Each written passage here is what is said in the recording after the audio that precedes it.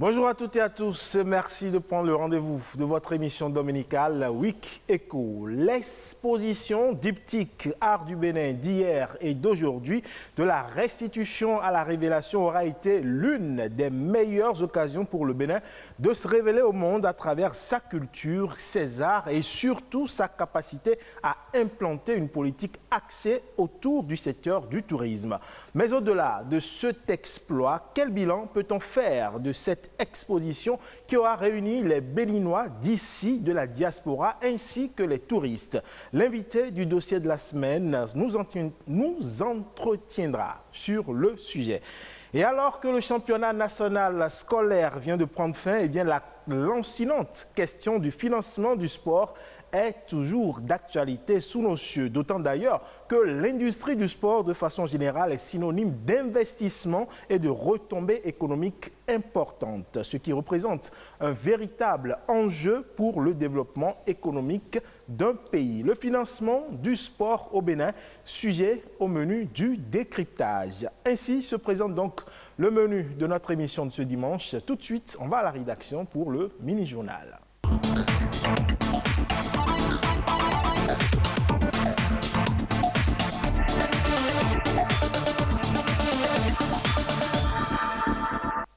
Bonjour à tous, bienvenue dans le mini-journal de ce dimanche, ce Week Echo. Le surpoids correspond à une accumulation de graisse dans le tissu adipeux. Il est causé par une alimentation trop calorique, riche en glucides et en gras et a des conséquences fâcheuses sur la santé. Pour l'éviter, les spécialistes recommandent de surveiller l'indice de masse corporelle et la courbe de corpulence. Les précisions dans ce reportage de Oren Ouéra et Ulvaïs Balogun. Il est reconnu comme le 5e facteur de risque de décès au niveau mondial. Le surpoids, selon l'Organisation mondiale de la santé, s'explique par un excédent de graisse dans le corps humain. Le surpoids, c'est l'augmentation de la masse corporelle du corps, c'est-à-dire la graisse du corps. Le surpoids, c'est quand vous avez un poids qui dépasse la normale.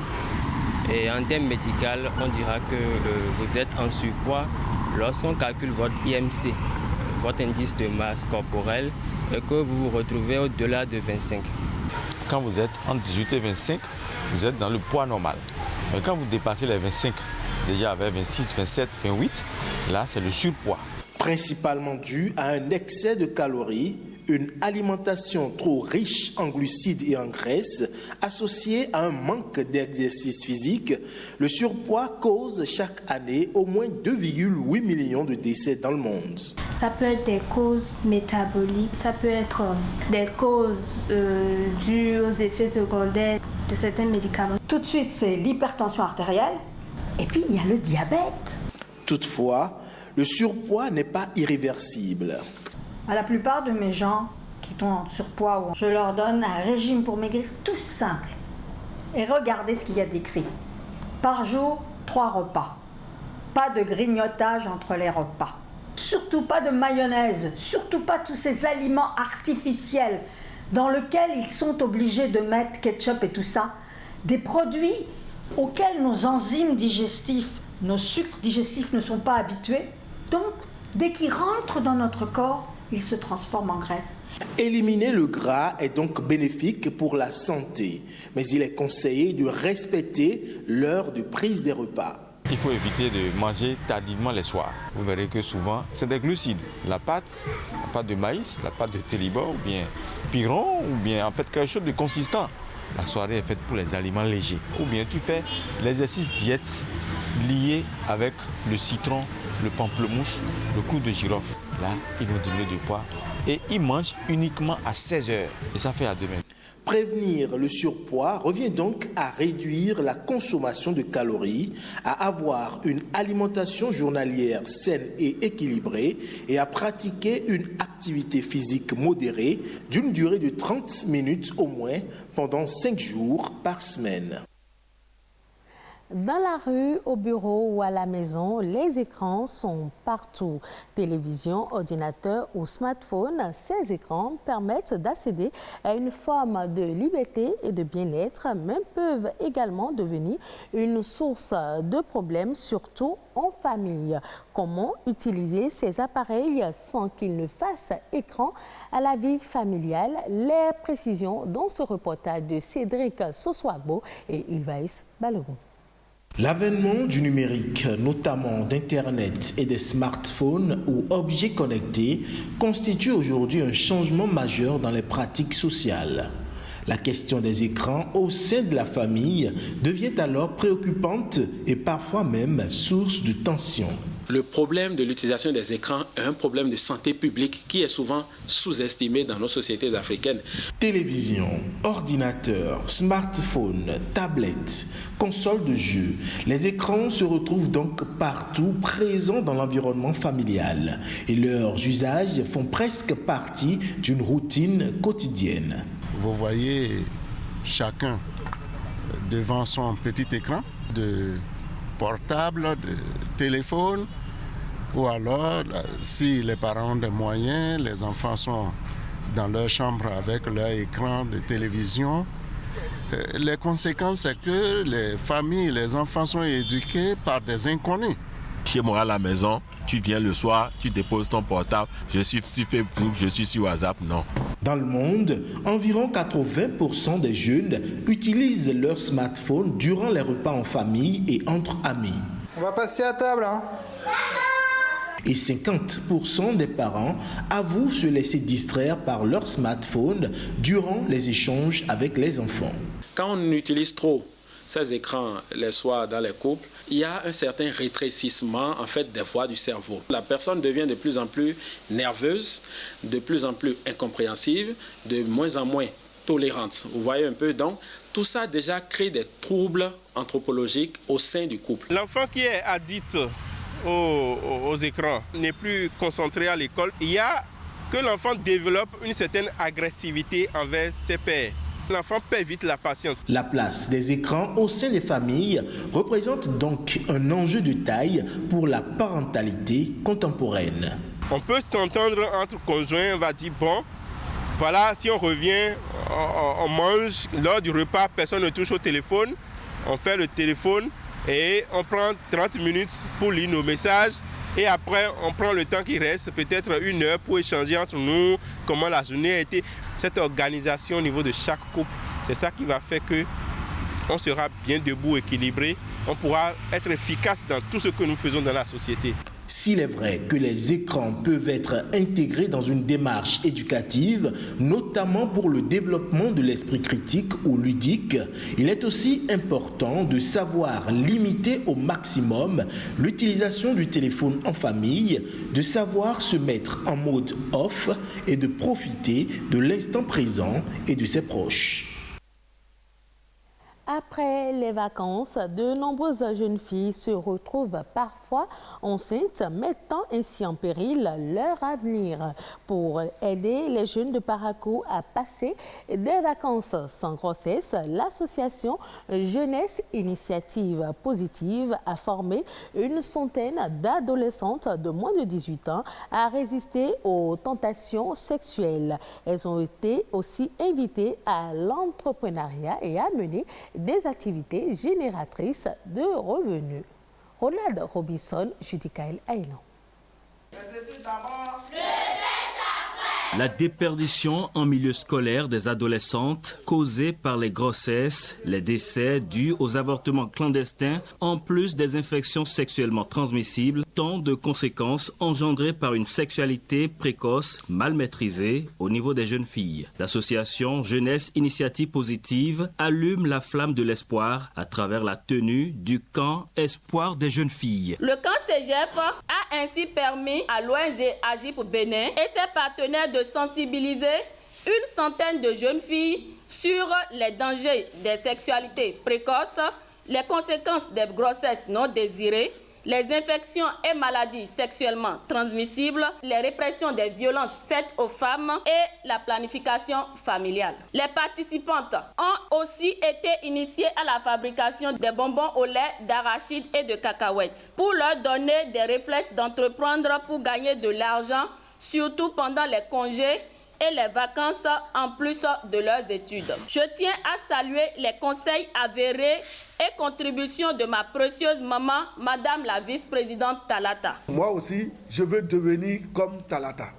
Moi aussi, je veux devenir comme la directrice de l'ONG. Moi aussi, je veux devenir comme Madame la ministre en charge des affaires sociales. Si vous avez ce souci-là, je crois que vous allez pouvoir vous sortir vos parents et votre pays de la honte. Sachez que aujourd'hui, à travers la formation que vous avez reçue, vous devenez des Amazones parce que vous allez impacter vos milieux. Nous repartons de ce camp plus motivés et engagés que par le passé. Organisation non gouvernementale est à sa 4e édition. Ce sera tout pour le mini-journal de ce dimanche. Ne zappez surtout pas. Week Eco se poursuit avec Ulvaïs Balogun.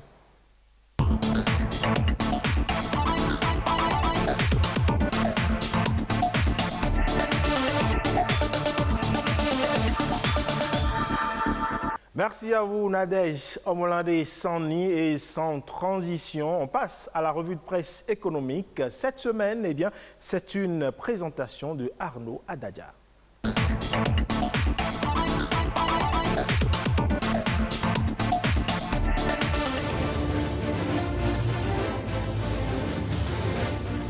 Amis de la revue économique, bonjour. Ce qui a fait l'actualité cette semaine, c'est bien entendu la visite du chef de l'État en France. Opération de charme de Patrice Talon à la rencontre annuelle des entrepreneurs français. Plusieurs quotidiens dont La Nation, La Presse du Jour, L'événement précis, Le Potentiel et Fraternité ont relayé l'actualité. Le quotidien de Ménotin estime que le Bénin est mis sur orbite dans l'Hexagone. Il reprend les propos de Patrice Talon, je cite, « Tous ceux qui viennent voir le Bénin de près n'hésitent pas à y investir. » Fin de citation. D'après le chef de l'État, les problèmes liés à l'éducation, à la santé, aux infrastructures et à l'énergie sont en train d'être réglés. Il va plus loin, l'Afrique est vue de façon générale comme un continent à risque et ses pays pas très sérieux. Commerce extérieur, évolution positive, le Bénin a enregistré une amélioration aussi bien des ventes que des acquisitions de marchandises. Le montant de ces exportations au titre de 2021 se chiffre à 588,8 milliards de francs CFA contre 1846,8 milliards d'achats à l'extérieur, soit un taux de couverture de 30,8%. Le quotidien du service public La Nation rapporte l'enquête de l'Institut national de la statistique et de la démographie. Restons avec les échanges pour dire que Fraternité signale la disponibilité prochaine des standards modernes des échanges commerciaux. Les nouveaux marchés sont à l'étape des dernières retouches. En pêle-mêle, entrepreneuriat, des sachets recyclés en pavé. Vie chère au Bénin, une coalition de syndicats monte le ton et puis la fin de l'exposition diptyque, 35 000 visiteurs ont pu contempler les œuvres royales. Fin de cette revue, à dimanche prochain. Je le disais, le sport, vous le savez, occupe une place majeure dans l'économie mondiale. Aujourd'hui, son industrie pèserait près de 2% du produit intérieur brut mondial. Mais en Afrique, le sport ne contribue aux ressources du continent qu'à hauteur de 0,5%. Question, qu'en est-il du Bénin? Sujet au menu du décryptage.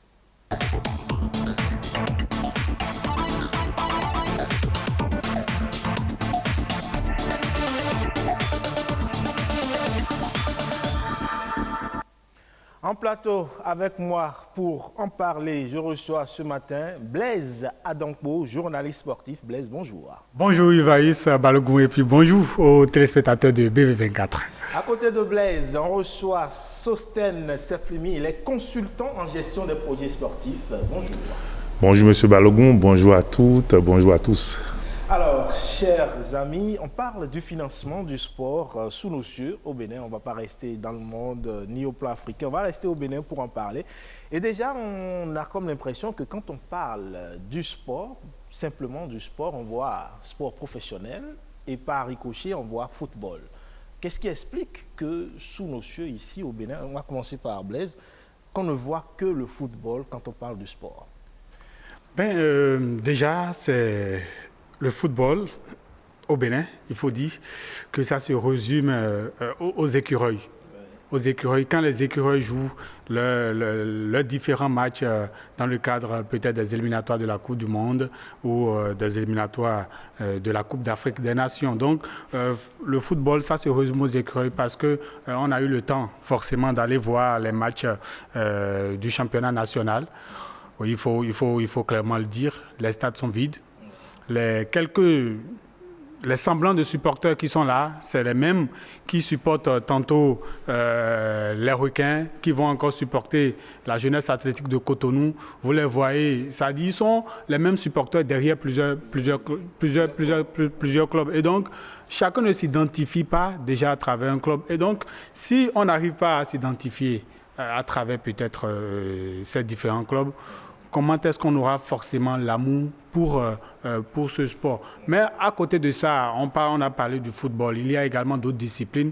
Quand vraiment ces équipes, en parlant du handball, du basketball et du volley, même également de la boxe, il y a d'autres disciplines qui drainent également du monde parce que dans cette discipline, il y a ceux-là qui sont des passionnés et qui adorent ces sports et qui sont toujours, que ce soit un petit match, ils sont toujours présents. Vous les voyez toujours peut-être au hall des arts, au niveau des différents terrains pour pouvoir suivre quand même ces matchs parce que pour eux, c'est une passion.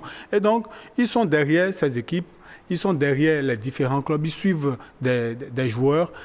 Tout le cas contraire du football où on est là, on joue au semblant de supporters. Oui, il faut. Moi, je parle de semblant de supporters parce qu'on ne peut pas venir. C'est quand il y a match des écureuils que vous voyez certaines personnes qui sont des supporters. Alors, Blaise, plante ici le décor. On sait que le Bénin n'est pas vraiment une nation de football, contrairement peut-être au Sénégal, à l'Égypte, à d'autres pays quand même en Afrique. Mais chaque fois quand les écureuils ont match, ça draine du monde, contrairement à d'autres disciplines où il n'y a pas forcément grand monde. Oui, d'abord, ce n'est pas une faiblesse qu'on remarque au Bénin, ou ce n'est pas une faiblesse du Bénin que le football soit le sport le plus prisé. Parce que vous allez aux États-Unis, quand on dit sport, c'est le football, qui n'est pas le soccer. C'est-à-dire ce que nous appelons football. C'est autre chose là-bas. Ce que nous appelons football ici, ils appellent ça le soccer. Donc, quand vous allez aux États-Unis, il y a le football américain, et il y a le basket. Les États-Unis ne se sentent pas à côté du monde parce que le soccer n'est pas le premier sport là-bas. Donc, quel que soit le pays, quand vous allez au Sénégal, on parlait du football, il y a la lutte. Vous voyez. Donc, dans d'autres pays aussi, c'est le football ou c'est une autre discipline. Donc, lorsque vous allez dans ces pays-là et qu'on parle de sport, on se réfère à cette discipline-là.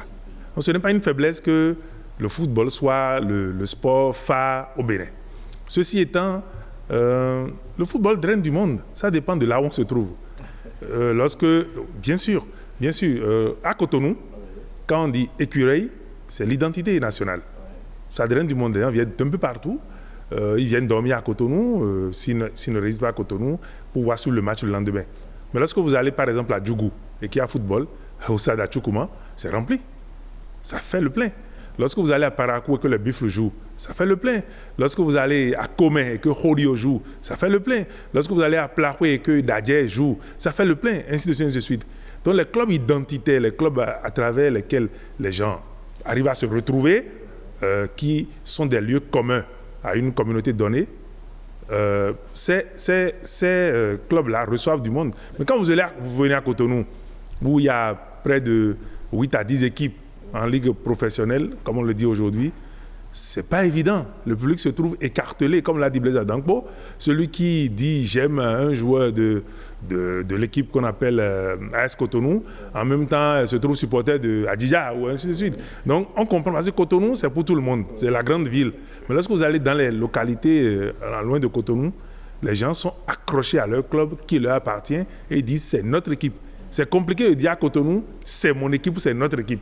À Cotonou, c'est tout le monde. Alors, qu'est-ce qui fait, pourquoi est-ce que quand les joueurs du handball, par exemple, ou du basketball, quand eux ils jouent, on n'a pas forcément, même dans les régions que vous avez citées, Djougou et autres, on n'a pas forcément cette foule-là qui se draine. Comme je l'ai dit tantôt, lorsque vous allez dans une localité, dans une grande ville des États-Unis, quand on fait du basket, il y a du monde.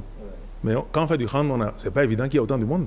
Donc c'est un phénomène, ce n'est pas une faiblesse, c'est un phénomène qui peut se justifier. Okay? Maintenant, il revient aux disciplines qui enregistrent moins de monde de faire peut-être un effort de sensibilisation du public pour se hisser au rang de deuxième discipline ou de troisième discipline. Mais on ne peut pas faire un procès au public de préférer le football que le handball ou un procès, aux dirigeants du handball en disant mais vous êtes là et pourquoi est-ce que le football c'est culturel, c'est historique, c'est sociologique. Il y a plein de facteurs qui peuvent expliquer. Ça me permet ainsi d'aborder la question du financement du sport. Et n'est-ce pas parce que le football reçoit plus d'argent que les autres? Et pas du tout alors pas du tout. Pas du tout. Ça n'a aucun rapport. Même si le ministère des Sports donnait plus d'argent au basketball ou au handball, l'argent ne changera pas la discipline de cœur au niveau du public. Si moi j'aime le football, du moins si j'aime le hand, voyez-vous, il y a beaucoup qui aiment le hand qui ne vont même pas suivre les matchs de football. Ils disent moi j'aime le hand, j'aime le basket. Et même si les écureuils jouent et que son petit club, excusez-moi le thème, s'exprime à l'Uniafrica à Cotonou, il est à suivre le match de son... Oui. Alors, vous avez beau déverser des milliards sur le football, lui, il reste un passionné de basketball. Vous allez beau déverser des milliards sur le basketball, celui qui aime le foot, il ira toujours au foot. Donc, ce n'est pas tant que ça, dans la quantité d'argent déversé sur une discipline, qui accorde une faveur à cette discipline au niveau du public. Alors parlons toujours du financement du sport. On sait que l'État, à travers le ministère des Sports, chaque année, si je ne m'abuse, offre des subventions aux différents clubs qui existent, aux associations sportives. Mais est-ce normal, de votre point de vue, que ce soit l'État qui soit le premier et pratiquement le seul contributeur du sport au plan national? Je crois que pour revenir un peu à cette subvention, aux subventions aux clubs et aux fédérations sportives, il faut se référer à la dernière cérémonie de remise de subventions aux fédérations et aux clubs. Le ministre l'a rappelé. Il a rappelé également aux présidents de fédérations qui étaient là et aux responsables de fédérations qu'à un moment que l'État va devoir les lâcher, surtout pour les fédérations qui, grâce donc à la loi sur le financement du sport, qui ont déjà eu des entreprises qui les accompagnent à l'image sûrement du cyclisme, du basket, du handball. Et donc, l'État a démarré quelque chose. Et donc, à un moment, l'État va se retirer et laisser ces clubs-là qui vont désormais, je dis ces fédérations sportives, qui vont devoir apprendre à voler de leurs propres ailes. Et donc, c'est un pas que l'État fait. Et donc, maintenant, c'est aux clubs et aux fédérations sportives de pouvoir désormais s'adapter et de pouvoir mettre en place des mécanismes à long terme pour pouvoir bénéficier davantage et vraiment tirer profit de ces subventions qui doivent forcément leur permettre de pouvoir investir sur la durée. Au fait, il faut... On va faire un peu de pédagogie. Vous savez, quand on dit fédération, une fédération nationale, la fédération, c'est l'association des associations. Quand on prend la fédération de football, par exemple, c'est l'ensemble des associations de football qui sont mises ensemble pour créer cette fédération. On va dire la fêtière. C'est la fêtière. Alors, cette fêtière-là, avant d'être reconnue par le ministère, doit justifier deux documents. Ou bien doit pouvoir obtenir deux documents. Un, l'agrément, et deux, la délégation de pouvoir. L'agrément, ça veut dire que vous êtes agréé pour exercer en tant que fêtière. Et la délégation de pouvoir, c'est quoi? C'est que le ministère des Sports vous délègue son pouvoir de gérer la discipline. Donc le président de la fédération, moi j'aime m'amuser en disant que les présidents de la fédération sont des adjoints au ministre. Parce qu'ils gèrent une parcelle du pouvoir du ministre. Les fédérations auraient pu avoir un agrément sans avoir la délégation de pouvoir. Alors, puisque cette fédération gère une partie du pouvoir d'État, donc du pouvoir du ministre, ça va de soi que les moyens qu'il faut pour exercer les activités de l'État qui leur sont dévolues, qu'on leur donne ces moyens. C'est dans ce sens-là qu'on leur donne des subventions. D'accord. Ça, c'est la première partie de l'intervention. La deuxième partie, c'est que quand on prend une fédération, il y a deux volets. Il y a le volet amateur de la discipline et le volet professionnel. Le volet amateur, c'est tout le monde. Quand, par exemple, vous parliez tantôt du sport scolaire, c'est le sport amateur, ça, quelle que soit la discipline. Lorsque vous faites la marche le matin, c'est du sport amateur.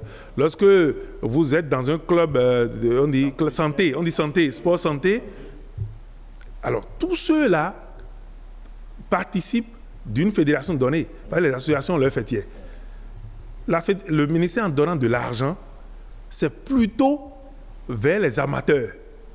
Parce que les amateurs ne génèrent pas des bénéfices pour qu'on puisse réinvestir à leur niveau. De l'autre côté, il y a le sport professionnel, où c'est l'élite. Au niveau des amateurs, on voit les meilleurs des meilleurs, on les classe au niveau de l'élite. Quand ceux-là sont de l'élite, qu'est-ce qu'ils font? Ils représentent le pays. En dehors, quand on dit écureuil, ils représentent le pays. En dehors de ce qu'ils sont en principe dans des clubs qui génèrent des bénéfices. Alors, si on fait le point, dans tous les cas, le gouvernement devra continuer à subventionner les fédérations, du moins pour ce qui est du volet amateur. Continuer à subventionner les clubs directement, du moins pour ce qui est du volet amateur. Mais ce qui n'est pas admis, c'est qu'un gouvernement donne de l'argent à un club professionnel qui est géré par une société sportive. Si c'est le cas, c'est que toutes les sociétés qui ont un numéro d'enregistrement au ministère du Commerce ou à la direction qui s'en charge devraient demander de l'argent à l'État.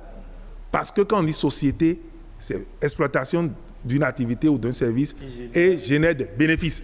Vous voyez, donc si le ministère le dit, nous allons retirer, ce n'est pas se retirer par rapport au sport amateur, mais c'est se retirer par rapport au sport professionnel. Ce n'est pas se retirer par rapport aux sélections nationales. Vous voyez un peu. Donc, cette clarification, il fallait la faire, oui. Alors, justement, parlant des sponsors, notamment du secteur privé, qui ont du mal à s'engager aux côtés des disciplines et des clubs. Par exemple, quand on prend l'exemple des sports boules, par exemple, on sait que le Bénin va abriter très bientôt une compétition internationale, mais jusque-là, on a comme l'impression qu'il n'y a pas vraiment de sponsors qui accompagnent la chose. On n'entend pas parler d'une... Toute entreprise, toute société a un budget de communication, au marketing, nécessairement. Alors, allez vers les sociétés, elles vous diront, nous on attend. Les sociétés ont l'argent. Maintenant, il revient à ceux qui sont en face, ceux dont vous parlez, de se structurer pour aller à la quête de cet argent-là. Quelle que soit l'entreprise ou la grande entreprise dont nous parlons, elle sait que le sport draine du monde. Est-ce que ces entreprises sont contraintes de participer? Parce que c'est des entreprises qui sont... Non, si ces entreprises veulent déjà la première...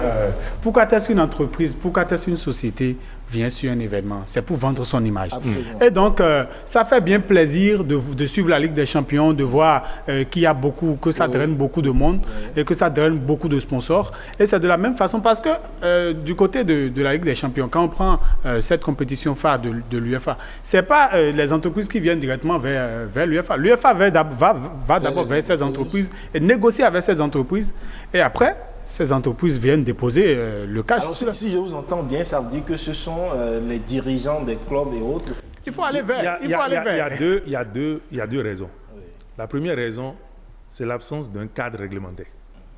Vous voyez, par le passé, jusqu'à un passé récent, lorsqu'une entreprise sponsorise, comme on le dit, une activité sportive, les services fiscaux supposent que c'est sur ces bénéfices que cette entreprise a dû prendre un peu d'argent pour sponsoriser. Donc, du coup, ce que vous avez mis comme ressources à la disposition de la fédération, de l'association, de la société sportive est frappé d'un pourcentage donné. OK. Alors qu'ailleurs, si vous le faites, ce que vous avez mis est défiscalisé. Vous voyez, on vous pousse à aider les gens. Mais ici, on vous espionne. On vous espionne. Et on voudrait savoir, est-ce que vous n'avez pas... Vous voyez un peu. Donc, et c'est pour mettre fin à ça que le chef de l'État a demandé à un comité de proposer un document portant financement du sport. Parce que si ce cadre, si cette loi sur le financement du sport n'existe pas, un ministre par le passé a introduit un projet de loi à l'Assemblée Mais avec le temps, on a vu que ça ne respecte plus la réalité des choses. Et le chef d'État a demandé à un comité de reprendre le travail. Quand vous n'avez pas une loi sur le financement du sport, c'est la loi qui encadre. Le sponsor ne viendra pas parce que le sponsor a peur. OK. En dehors de ça, le chef de l'État, sachant que prendre une loi au Bénin, ça fait le temps que ça doit faire, il a institué la taxe pour le développement du sport dans la loi de finances 2019. Donc aujourd'hui, et ça concerne les grandes entreprises, aujourd'hui les grandes entreprises peuvent librement soutenir les activités sportives. Mais comme je le disais tantôt, lorsque vous prenez une grande entreprise à qui on a dit à 1% de ton chiffre d'affaires, où tu déposes aux impôts, où tu investis. Il y a des entreprises qui font jusqu'à 400 milliards de chiffre d'affaires. Donc, qui ont 400 millions en main et qui cherchent à qui remettre ces 400 millions. Alors, l'entreprise n'ira pas remettre ces 400 millions à une association ou à une fédération qui n'a pas de siège, qui n'a pas de livre comptable. Vous voyez un peu, l'entreprise ne prendra pas ces risques. Les administrateurs vont démettre le directeur qui ferait ça. Donc, du coup, le gouvernement a bien fait de dire à ceux qui veulent faire du sport professionnel, parce que lorsque je parle de 400 millions, on ne peut pas mettre ces 400 millions dans une association qui fait du sport amateur. Ces 400 millions iront nécessairement vers le sport professionnel. Le gouvernement a demandé aux fédérations qui veulent faire du sport professionnel de faire en sorte que leur association puisse créer une société sportive ou trouver un accord avec une société sportive. Laquelle société sportive pourra maintenant travailler avec ces entreprises, ces grandes entreprises qui ont de l'argent en main, tel que souhaité par le chef de l'État et consigné dans la loi de finances. Vous voyez, aujourd'hui, c'est les clubs qui n'arrivent pas à créer la société sportive ou à se mettre en accord avec une société sportive parce que ces clubs-là appartiennent pour la plupart, que ce soit au foot, au hand, au basket, à des individus. Il y a un président qui a des intérêts donnés et qui ne veut même pas entendre qu'on dise que lui n'a plus la gestion du volet professionnel de son association. Il dit, nous on s'est saigné pour créer cette association. Maintenant qu'il y a de l'argent, on veut nous écarter. Or, tout ce qu'on lui demande, s'il veut être directeur de la société sportive, c'est qu'il démissionne de ses fonctions de président de l'association parce que les deux fonctions sont incompatibles. Vous ne pouvez pas être membre du bureau d'une association et être encore membre du comité de gestion d'une société sportive qui est en contrat avec l'association. C'est simple quand même. Est-ce que dans la mise en œuvre de ce cadre réglementaire, est-ce qu'il ne faut pas aller faire la base au niveau de ces clubs-là pour leur faire comprendre l'enjeu qu'aujourd'hui... Non, ils ont tous compris. Non, le débat n'est pas... Ils ont tous compris. C'est des questions d'ego. C'est des questions d'ego et des questions d'intérêt. Vous savez, lorsque vous avez un club, c'est souvent la jeunesse qui va au sport. OK? Vous maîtrisez une certaine frange de la jeunesse, de votre localité. Et vous pouvez monnayer cette position-là. Vous voyez un peu, non? Au plan politique ou au plan social. Donc, c'est que nous sommes au début d'un processus. Nous n'avons pas à avoir peur ou à nous décourager. Le football professionnel, le sport professionnel, il est récent dans les autres pays. Ce n'est pas quelque chose qui date de 50 ans, non. La Ligue, la première Ligue, à 30 ans, je crois, non? Oui. N'a que 30 ans. Le championnat professionnel de football en Angleterre, que nous aimons tant, n'a que 30 ans. Donc c'est une expérience récente. Le Bénin vient de commencer quelque chose. Les autres aussi ont eu leur moment de difficulté. Donc nous n'allons pas nous auto-flageller. Oui. La petite comparaison avec la bosse. Les bosseurs professionnels ne sont pas gérés par leur fédération. Ils vont eux-mêmes à la quête de leurs sponsors grâce à leur manager. Et donc, c'est pour parler un peu par rapport aux rumeurs sur Clément Loko. Lui, il est un bosseur professionnel. Et donc, la fédération n'a pas à s'ingérer dans la façon dont il va chercher ses sponsors. Il a un plan de travail. Si il a un gala de boss à organiser, il peut... Autrement, le fait qu'il n'ait pas de sponsor ne concerne en rien la fédération. Non, au fait, au-delà, j'ai été sollicité pour aider cette fédération à mettre en place son plan stratégique de développement et de promotion de la bosse. Il faut dire que si vous avez bien suivi l'actualité de cette fédération devrait aller en fait en assemblée générale pour toiletter les tests avant d'aller en assemblée générale élective. Mais il se fait que si l'assemblée générale il se fait que pour organiser l'Assemblée générale de toilettage des tests, cette fédération a souhaité que ça se passe sous la coupe du Comité national olympique et sportif béninois, lequel comité était à Djougou pour les journées olympiques.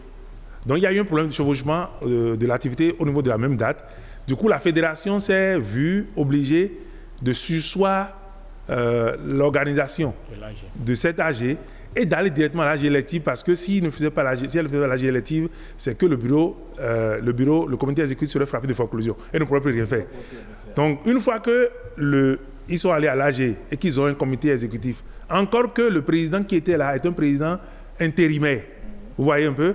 Donc aujourd'hui, ils ont réglé le problème du comité exécutif, ils reviendront faire le AG pour toiletter les tests. Ce que je veux dire par là, c'est que, oui, c'est qu'il est prévu dans les nouveaux tests la séparation de la ligue professionnelle du comité exécutif de la fédération.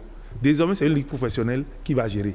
Et puis, en outre, au niveau de cette fédération, on ne sait pas qui est manager, on ne sait pas qui est directeur sportif, on ne sait pas. Donc, la nouvelle monture de tests prévoit tout ça.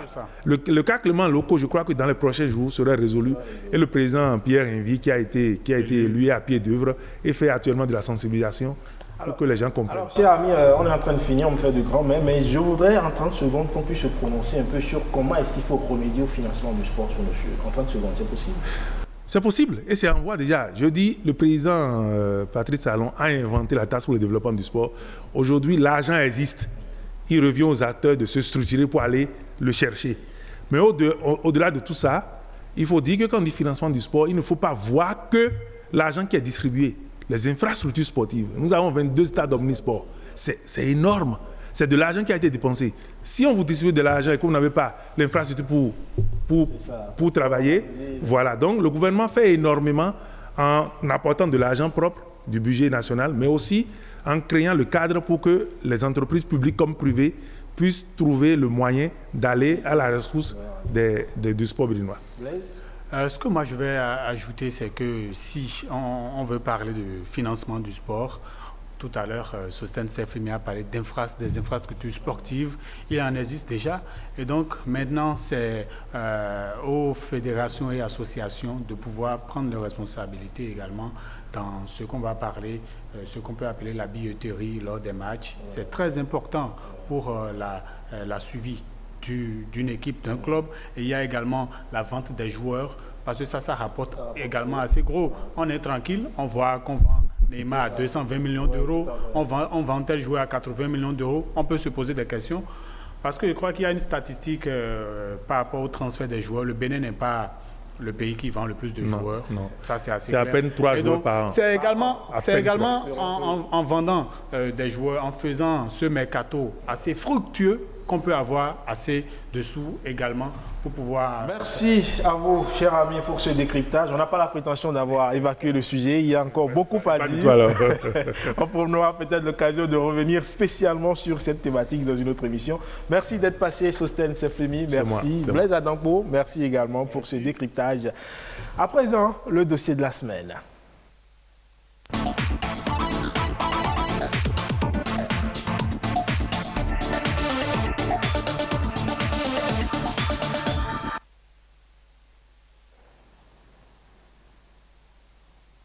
La seconde phase de l'exposition diptyque L'art du Bénin d'hier et d'aujourd'hui de la restitution à la révélation a pris fin dimanche 28 août dernier. Quel bilan peut-on faire de cet événement qui aura drainé des millions de Béninois ainsi que des touristes? On suit cet élément et on revient en plateau en parler. Je suis Théodore Atropo, médiateur sur l'exposition Art du Bénin d'hier et d'aujourd'hui. Théodore est guide touristique à l'origine. Voilà pourquoi le titre de l'exposition, c'est... Comme les autres médiateurs, il accompagne les visiteurs, leur présente les œuvres, leur raconte l'histoire, celle du royaume du Dahomey. Nous sommes devant le trône d'apparat. Un trône d'apparat, c'est celui-là sorti uniquement lors des événements importantissimes. On sortait ce trône exposé sur un échafaudage de 5 mètres de hauteur et le roi allait s'y asseoir pour communier avec sa population. Celui de Guézo mesure 1,99 m et il pèse 130 kg. Ce qui impressionne, c'est non seulement la dextérité, mais aussi la symétrie dans les formes et dans les décorations. Ce trône est l'œuvre d'un artiste du royaume. C'est le sculpteur Wundor qui l'a sculpté. Nous déambulons entre les pièces jusqu'au boccio de Gezo. Et le boccio de Gezo ici est taillé à taille humaine. Elle mesure 2,14 m. Cette statue pèse 220 kg. Elle est en iroko, c'est du bois massif. Avant de concevoir cette statue, le roi était confronté à une difficulté. Il a constitué le fa et à travers le signe de Dou, le signe du fa qui était apparu, on devait concevoir un boccio pour le roi. Et dans ce signe de fa, c'était la divinité Gou, reliée au fer, qui se manifestait de plus. C'est pourquoi quand on a fini d'ériger la statue de boccio, vous allez trouver sur le corps de la statue des lamelles métalliques pour représenter les deux Gou. Le boccio a forcément un côté métaphysique. Gou, c'est une puissance, c'est une énergie. Et Chio, littéralement, c'est cadavre. Comme la sculpture est inerte comme un cadavre, on l'appelle Chio. Mais dans ce Chio, on a mis une énergie, le beau, d'où l'appellation Chio. Si par exemple c'est dans une période de malheur, alors c'est cette statue qui va prendre le coup. Comme Théodore, Sandrine est sur l'exposition diptyque. Elle est du côté des œuvres contemporaines. Je suis Sandrine Dessous, responsable de la médiation culturelle de l'exposition Art du Bénin d'hier et d'aujourd'hui.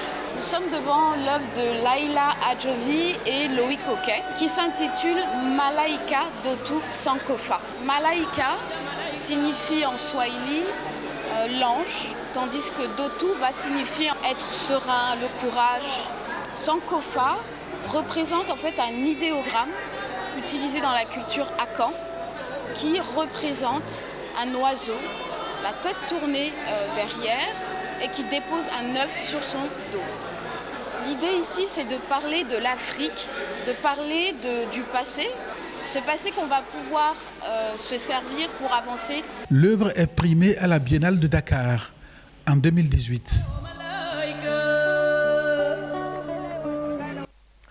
Et on parle donc, vous l'avez compris, de cette exposition diptyque. Et pour en parler, on reçoit ce matin Alain Godonou, directeur du programme Musée de l'ANPT, l'Agence nationale de promotion des patrimoines et de développement du tourisme. Monsieur Godonou, bonjour. Bonjour. Merci d'être avec nous. Et pour m'accompagner dans l'entretien, Arnaud Adadia. Arnaud, bonjour. Alors, bonjour. Monsieur Godonou est à vous. Une profusion d'œuvres d'art visitées par 200 000 personnes d'abord, et puis après par 35 000 personnes. Est-ce que là, on peut parler d'un succès? Enfin, s'il y avait un mot plus que succès, on dirait que oui, c'est plus qu'un succès. Et nous l'avons dit en clôturant, c'est un événement qui a duré dans le temps. La première saison, qui a duré 3 mois, et qui a duré la seconde saison, le mois et demi de vacances. Donc, c'est au-delà du succès, ce fut un événement. Par rapport, il faut bien comprendre d'où on part et quelles sont les données habituelles dans ce genre de... Vous avez dit, nous avons eu 200 000 plus 35 000 visiteurs. Il faut savoir que, en moyenne, les grands musées du continent, je veux dire bien du continent, de notre continent africain, tournent autour de 40 000 visiteurs l'an. Et c'était le cas de Abomey dans ces belles années, et comme du musée historique de Ouidah dans ces belles années, on était à des pointes maximales de 40 000 visiteurs, que vous allez aussi à Dakar, jusque dans les grands pays, en Afrique du Sud, Kenya. C'était un peu la jauge des musées sur notre continent. Donc 40 000 l'an par rapport à ce que nous avons fait, 200 000 sur 3 mois, 35 000 quand on a resserré, tout en sachant que c'était, je dirais, 2 jours pleins et puis 2 demi-journées par semaine. Donc c'est au-delà du succès, c'est effectivement un événement qui a duré. Alors, c'est donc la confirmation du succès. Et l'autre constat qui a été fait, c'est cette maturité de l'équipe d'organisation à pouvoir maîtriser le public. Quel est le secret? Bon, l'équipe d'organisation, vous l'avez vu, vous la connaissez maintenant, c'était des professionnels de haut niveau, des compétences avérées dans leur domaine. Ceci étant, nous ne nous attendions pas à cet afflux de population. Et nous avons été aidés, et il faut le dire, par des équipes complémentaires qui se sont joints à nous. Il ne faut pas oublier que nous avons eu au niveau du palais de la Marina, la garde républicaine qui était là. Et nous avons eu l'appui également des sapeurs-pompiers. Et nous avons eu l'appui aussi du SAMU. Et donc, toutes ces équipes mises ensemble ont fait que le public, aussi nombreux soit-il, se sentait rassuré. Et l'espace aussi, le cas du palais de la Marina, induisait quand même un certain comportement. Donc nous n'avons pas eu, je dirais vulgairement, ni de violents, ni de délinquants qu'on pourrait avoir quand on a une masse aussi importante de gens. Donc cette exposition a touché vraiment des gens d'un certain niveau d'éducation, quel que soit le niveau social, le niveau d'études, la classe. Et nous en avons eu de tous les niveaux. Mais chaque fois avec dignité, avec respect, à la fois pour les œuvres, pour le cadre et pour le reste des visiteurs qui étaient là. Les gens ont été, il faut aussi les remercier, les féliciter pour ça. Peut-être vous les journalistes aussi, vous avez joué un rôle dans la façon dont vous parliez de cela à travers les médias. Les gens sont allés avec respect et se sont comportés dignement pour visiter cette exposition. Parlons justement de ceux qui ont visité cette exposition. On a toujours pensé que le Béninois n'avait pas un rapport personnel avec les musées. Peut-être parce qu'il n'y en avait pas... Oui, ça aussi, ça a été une surprise. C'est pas que le Béninois, on disait, vous savez, les débats et les questions qui se posaient avant l'exposition ont complètement disparu pendant l'exposition, et aujourd'hui, il y a d'autres questions qui se posent.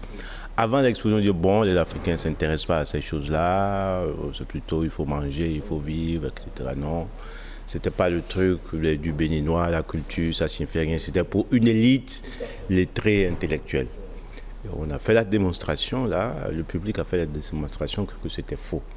Et ça nous interpelle. Ça veut dire qu'il y a quelque chose qui a intéressé particulièrement le public pour qu'il se déplace aussi massivement et qu'il démente les préjugés qu'on avait trop vite élaborés vis-à-vis de ces attentes. Ce public a été intéressé aux œuvres patrimoniales, aux trésors royaux, au trône, au bottior, à notre culture matérielle.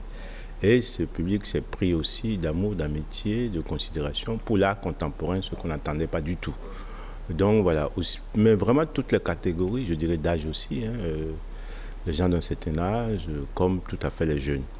Donc voilà, c'était faux de penser que les gens ne pouvaient pas s'intéresser à la culture parce qu'ils auraient des problèmes de survie immédiat qui les empêchaient de ça, disons de ça. Donc ça, voilà. Nous avions aussi des préjugés sur le fait que mais de toute façon, ils ne sont pas capables d'entretenir tout ça. Ça va se dégrader très vite. Ce qui s'est avéré très faux aussi, plus personne n'en parlait. Dès qu'on a ouvert, on a vu qu'il y avait de la qualité de même niveau qu'on pouvait trouver dans les grands pays, disons, du monde. Ceci étant, il faut souligner que ça, c'est le rôle, le travail, l'acquis de la volonté politique d'avoir mis les moyens qu'il faut au service d'une entreprise pareille pour monter une exposition de ce niveau, de cette qualité à la fois professionnelle et technique. Donc voilà un peu les ingrédients qui ont fait que, bon, les Béninois étaient au rendez-vous, les professionnels ont reconnu la qualité de la chose et que ça a eu ce que nous appelons aujourd'hui un succès. Monsieur le directeur, on serait conscient que ce ne serait pas certainement seulement les Béninois qui ont visité ces œuvres. Il y a eu aussi des étrangers. Oui, absolument. Quand nous avons fait la première saison, qui était prévue pour être un accueil aux œuvres restituées et une présentation de la continuité de la création, nous pensions prioritairement aux Béninois.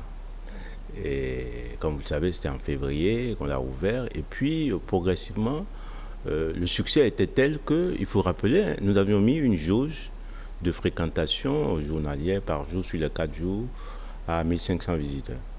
Nous nous sommes retrouvés rapidement à 4000, 5000, 6000 et derniers jours à 10 000 visiteurs.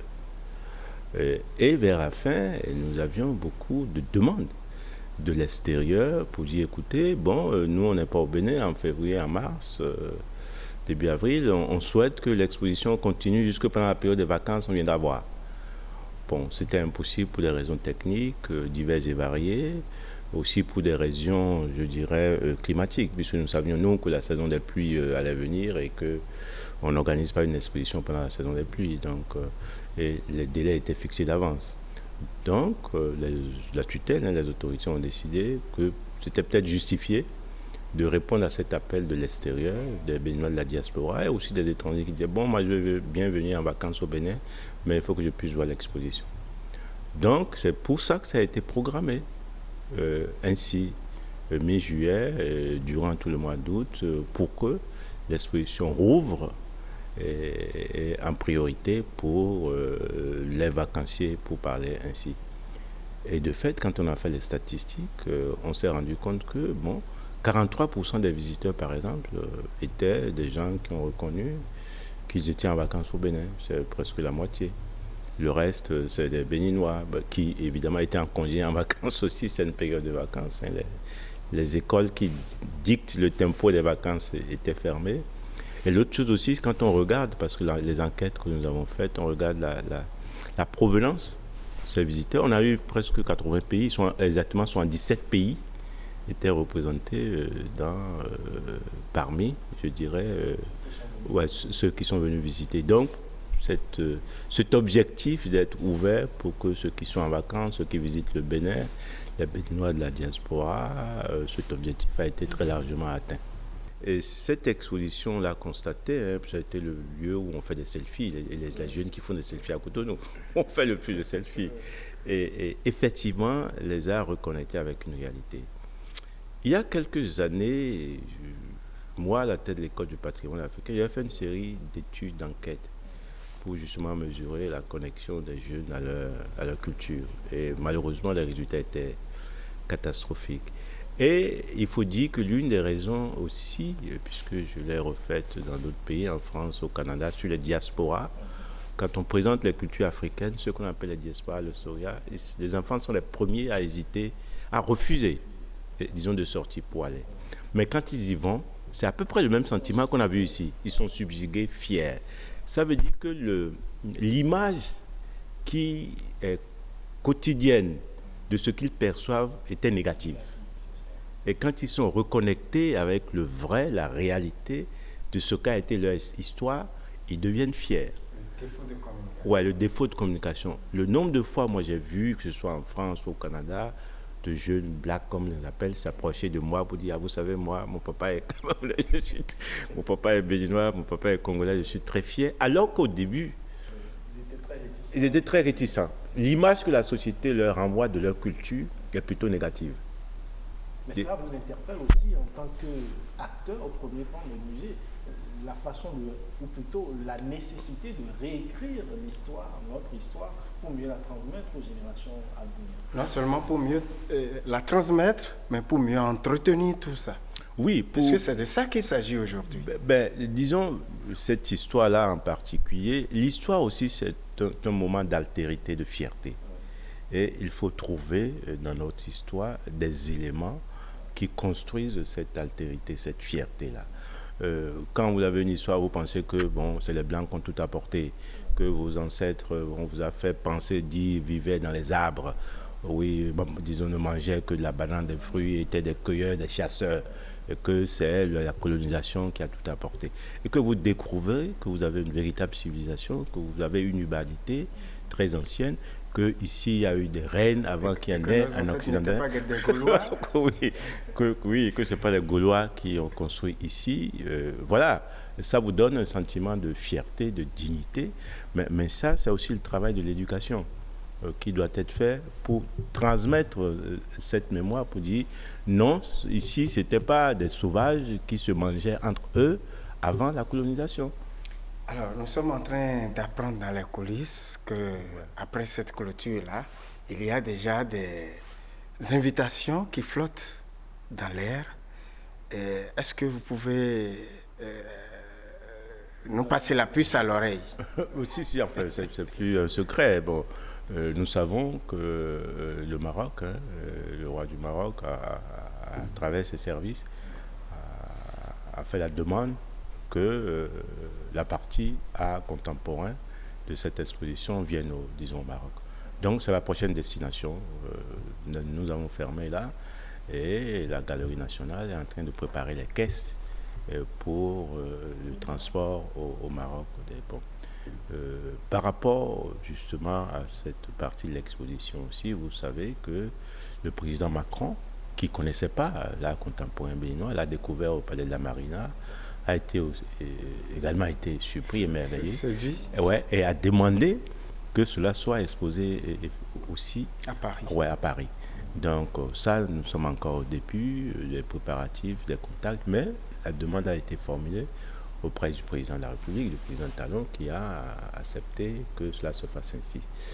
Et pour les 26 œuvres restituées, le président l'avait dit tout de suite dès le début, elles ne vont pas quitter le Bénin pour le moment, elles sont restées suffisamment à l'extérieur pour qu'elles restent au Bénin. Mais il y a eu aussi des demandes par rapport à ça. Bien sûr, les Marocains auraient aimé, par exemple, avoir aussi l'exposition complète avec les œuvres. Quand on va les exposer du côté de Ouida. Alors, qu'est-ce qui est en train d'être fait déjà du côté de Ouida pour l'accueil prochain des 26 œuvres? Oui, vous savez, notre premier équipement culturel nouvelle génération, le MIM, le Musée international de la mémoire et de l'esclavage, dans le fort portugais, est en phase de finition. C'est des travaux de finition qui sont là. Et nous espérions l'ouvrir à cette rentrée scolaire prochaine. Malheureusement, les travaux de finition, il y a toujours quelques caprices et ça doit être prolongé de quelques 2-3 mois. Donc, très probablement, je touche du bois, nous allons ouvrir cet important joyau, le premier du maillon dans la chaîne des grands équipements culturels que nous mettons en place en janvier prochain. Et moi, j'espère que ça sera prêt, ouvert, et que ça participera, puisque c'est à Ouida, d'une certaine façon à l'attractivité de la ville pour le 10 janvier prochain. C'est un moment important. Espérons. Oui, espérons. Ulvaïs, si tu le permets, il y a cette question qui est comme un chewing-gum que je continue de marcher dans ma bouche, que je voudrais poser à M. Godonou. Monsieur Godonou, on a vu un déploiement de logistique, de moyens financiers, humains, matériels et tout. Maintenant que tout est fini, les hommes qui ont été engagés, tout le matériel, tout ça là va devenir quoi? Une bonne partie des équipes qui a travaillé étaient déjà des équipes engagées ici et là. La garde, les conservateurs étaient déjà engagés. Moi j'étais commissaire, mais j'assurais les fonctions, j'assure toujours le directeur du programme musée de la NPT. Et nous avons recruté et mobilisé, disons, une partie des jeunes qui terminaient leur formation, notamment les médiatrices et les médiateurs, puis ils étaient en formation ou déjà formés pour qu'ils apprennent, c'était un peu des stages pratiques à long cours, et qu'ils apprennent suite à cette expérience, disons, majeure. Il y a aussi eu quelques contrats de prestation de services, hôtesses, et équipe d'entretien. Donc ceux-là continuent leur activité normale. Et comme maintenant, nous savons qu'ils ont une expérience affirmée à grande échelle dans des conditions extrêmes, nous savons qu'aux prochaines occasions, nous avons là un vivier auquel nous pouvons faire appel. Ouais. Vous, monsieur Alain Godonou, vous avez quelque chose un mot pour conclure nos échanges? Écoutez, c'est déjà pour vous dire merci à vous les gens de médias, merci au public pour l'accueil qu'il a réservé à cet événement spécial, qui en a fait un événement qui marquent désormais l'histoire de notre pays. Et puis, nous pensons et nous espérons que les équipements culturels qui vont venir très rapidement avec le MIM vont connaître le même engouement. En tout cas, nous nous engageons à maintenir la même qualité par rapport similaire à ce qu'ils ont vu au Palais de la Marina. Merci, M. Alain Godonou, directeur du programme musée de l'Agence nationale de promotion des patrimoines et de développement du tourisme ANPT. Merci pour vos éclairages. Avec vous, on va continuer à faire le travail qu'il faut pour drainer toujours et encore plus de Béninois vers ce qui est important pour nous. Merci pour cette reconnaissance. Merci à vous. C'est tout pour Week Echo de ce dimanche que vous pouvez retrouver sur le site de l'ORTB, le www.ortb.bj, également sur la page Facebook de Bénin Business 24. Merci pour votre aimable attention. On se dit à dimanche prochain.